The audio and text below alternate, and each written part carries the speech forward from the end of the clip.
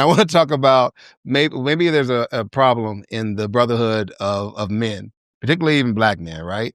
It's like it's hard to have a partner nowadays, right? Everybody's playing really mature, everybody's playing really masculine, right? Nobody wants to call their homeboy and check on them because they don't want to like they hounding them or something.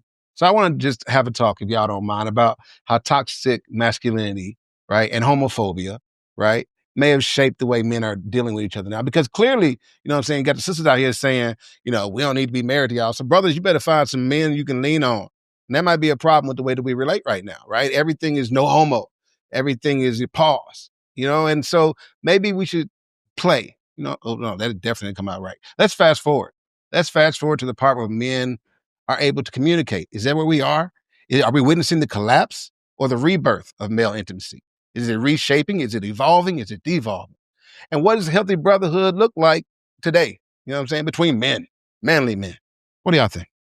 Okay, let me help this a little bit because I feel like we're just a little bit all over the place, just a little bit, just a smidge, right? So this came because was it Dr. Jay Barnett and I think Joe Trudman? I don't know these niggas either, right? But they were on the Breakfast Club and they were talking about how their relationship came about. And I think it was interesting because these were not like guys who went to school together. These are not guys who were in a fraternity or nothing like that. I think one brother saw the other brother from afar. They both, I guess, were doing their thing. And I guess he was drawn to him. And so he reached out. He wasn't sure how Buddy was going to respond, right? And then Buddy, who was a little bit more guarded because he's had past hurts in previous relationships. And so when it came to those new relationships, he was also guarded. And as I was listening to these niggas talk, I was like, it sounds like a relationship with women. For real, right? Because it reminded me of my own experience, right? I remember I moved to New York. And I didn't know anybody. So I'm trying to make friends or whatever. You go to the basketball court, wherever, niggas congregate. Like, yo, let me get exchange numbers, man. Yes, what's up, bro? And then you like try to hit the nigga up, like, hey man, what's going on, bro? What's happening? You don't hear nothing, you gotta hit the nigga back. And then after a while, it's like, wait a minute, where have I seen this before? Like you met that chick and you're like, hey, you got a number, you call. And about the third time, like, I'm not gonna call this bitch. What the fuck? But my point is that there are ways that trying to forge relationships, just in general, we're only accustomed to seeing it in the lens of romantic relationships, for example, because most of the other relationships that we typically have, they come from proximity, right? Like if you're in a school or in a fraternity or relationships, like you end up kind of just naturally being around people and you cultivate a relationship. But I think what I liked about that was what they talked about was just forging newer relationships and how men have their own experiences with other men in terms of, whether it's hating or somebody did them dirty or just being vulnerable. So I just thought this was an interesting topic because honestly, even myself, and I guess the way that we've been educated or programmed, like especially because we're a little bit older, right? Maybe the younger kids are a little different.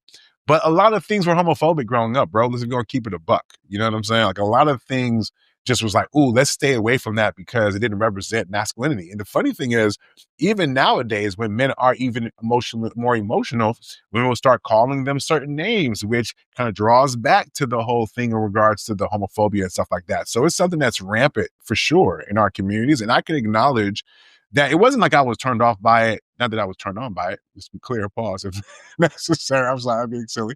But the point is, I just thought that, right, you see what I did? I just thought that it was a good conversation because I do think what I'm seeing now more is brothers say, hey man, I love you.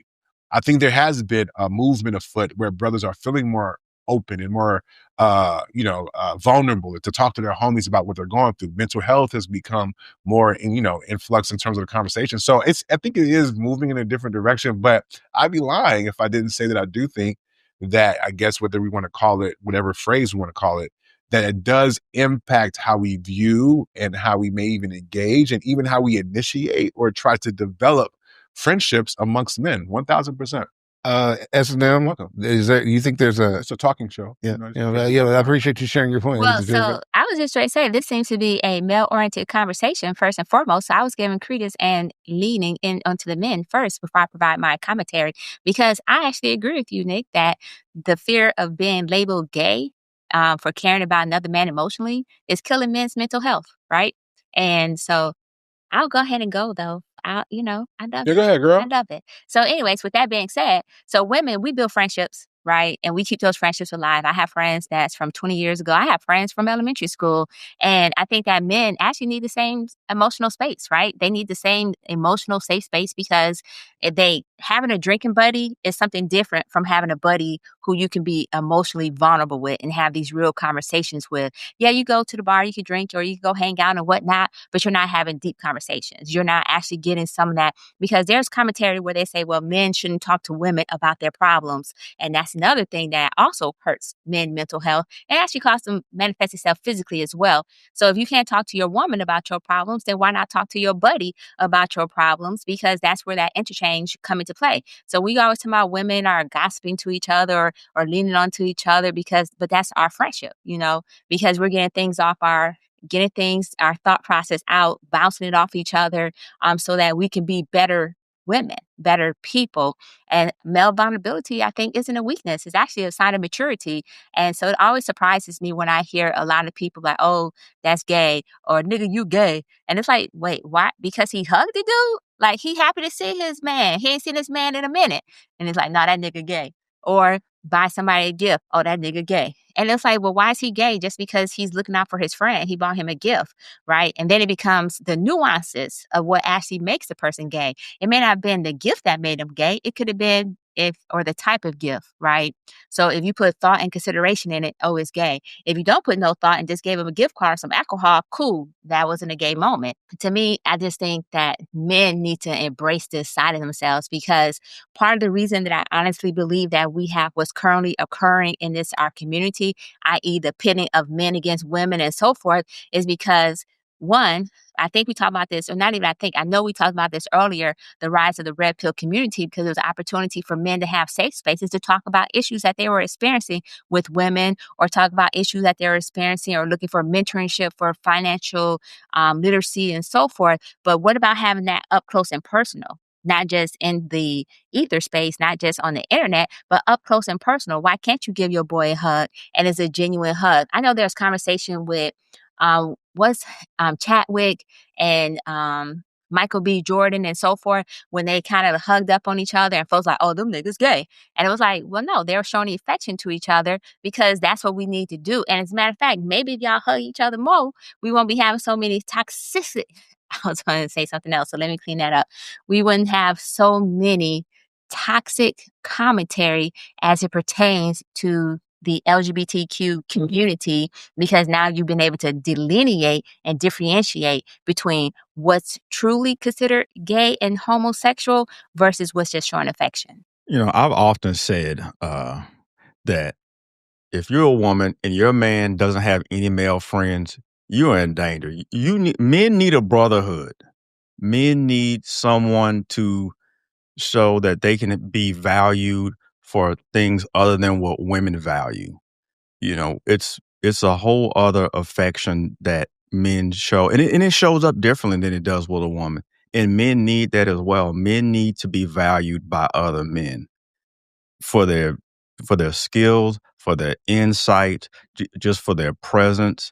And it may be a hug, it may be a gift, but a brotherhood is valuable because nobody builds anything of value by themselves. No man does, or at least it's really, really, really hard. And those social cues that men need to learn, some of those things you learn from other men. Actually, most of them you learn from other men. So calling everything gay or this is gay, or I even heard some men say going on guys trips is gay. I'm like, we're just going fellowship and hang out and chop it up and smoke cigars in the DR. Like, what are you talking about? Yeah, that too. But mostly cigars, Hi, honey. So, oh, sorry, my bad. I forgot I was on a podcast. I was just talking to a second. So yeah, that brotherhood is really important for the development of just not boys, but men throughout their lifetime. It's really, really important. I can't stress it enough. And I see it a lot, especially in the cigar world. There are men that I really care about and I value, and I would be crushed if I found out something happened to them or if they needed something and I wasn't there for them or they didn't say anything. I show them love. I show them affection. I dap them up. I give them a hug. Hey, let me chop it up with you. Let me fellowship with you. So those are things that are needed for men's emotional development, and I don't think that is a gay thing.